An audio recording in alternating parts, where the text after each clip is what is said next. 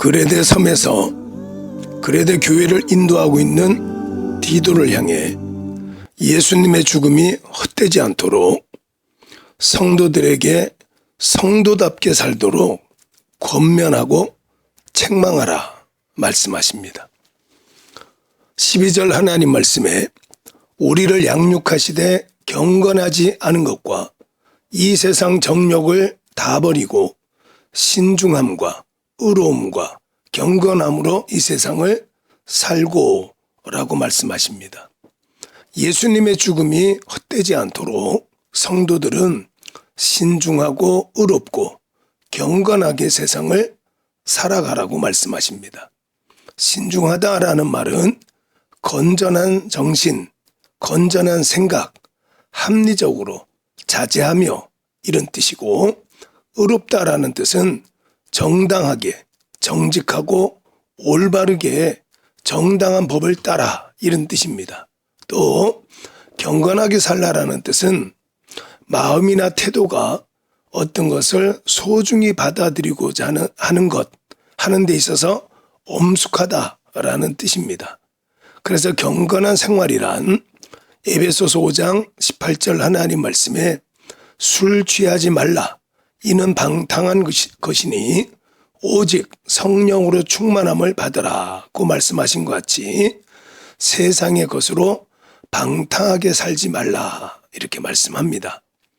두 번째는 예수님의 죽으심과 부활을 통해서 복스러운 소망과 우리의 크신 하나님 구주 예수 그리스도의 영광이 나타나심을 기다리며 살라고 말씀하십니다. 13절 하나님 말씀에 복스러운 소망과 우리의 크신 하나님 구주 예수 그리스도의 영광이 나타나심을 기다리게 하셨으니 라고 말씀하십니다. 여기에서 복스러운 소망이라는 말은 구원받은 성도들이 이 세상에 살면서 기다리는 것을 두 가지로 말하고 있습니다. 첫째는 영생에 대한 소망입니다. 골로새서 1장 5절 하나님 말씀에 너희를 위하여 하늘에 쌓아둔 소망으로 말미암음이니 곧 너희가 전에 복음의 진리의 말씀을 들은 것이라 그랬습니다. 하늘에 쌓아둔 소망, 영원한 생명을 기대하면서 살라 이 말씀이고, 두 번째 뜻은 구주 예수 그리스도의 영광이 나타나실 것, 즉 예수님의 재림을 가리킵니다. 사도행전 1장 11절 하나님 말씀에 이르되 갈릴리 사람들아 어찌하여 서서 하늘을 쳐다보느냐 너희 가운데서 하늘로 올려지신 이 예수는 하늘로 가심을 본 그대로 오시리라 하였느니라 이렇게 말씀을 했습니다. 그래서 이 같은 성도들의 소망은 하나님의 약속에 근거한 것입니다. 그렇기 때문에 지속적으로 영원히 갖고 살아야 한다 이렇게 말씀을 합니다. 바로 이것을 위해서 예수님께서 죽어주셨다 이 말씀합니다.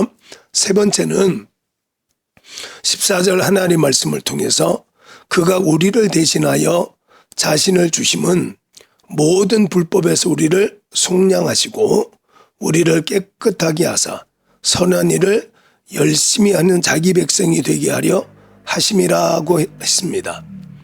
예수님께서 대신 죽어주심으로 모든 불법에서 깨끗하여졌으니 선한 일을 열심히 하며 살으라고 말씀하십니다. 선한 일을 열심히 하라. 그런데 여기에 선한 일이라는 것은 칼로스라는 단어로 아름다운, 고상한, 좋은 이런 뜻입니다. 아름답고 고상하게 살아가는 성도의 모습 아름답지 않습니까? 과거에는 악이 있었다 할지라도 예수님께서 대신 죽어주심으로 이제 모든 불법에서 깨끗해졌으니 더 이상 더럽게 살지 말라 이 말씀을 하십니다. 하나님은 선하시기 때문에 세상을 만들 때 악하게 만들지 않았습니다. 하나님께서 진흙을 이겨 하나님의 형상과 하나님의 모양대로 사람을 만드시고 그 안에 생기 성령을 불어넣으심으로 성령의 인도를 받고 하나님의 지도를 받으며 살아가게 만드셨습니다. 갈라디아서 5장 17절 하나님 말씀에 육체의 소욕은 성령을 거스르고 성령은 육체를 거스르나니 이 둘이 서로 대적하므로 너희가 원하는 것을 하지 못하게 하려 함이니라 그랬습니다. 육체의 소욕이란 육체의 욕심을 말합니다.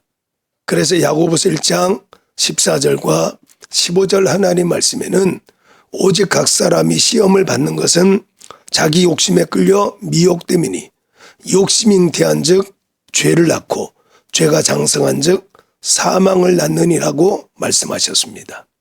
고린도전서 2장 10절 하나님 말씀에 오직 하나님이 성령으로 이것을 우리에게 보이셨으니 성령은 모든 것 곧 하나님의 깊은 것까지도 통달하시느니라 그랬습니다.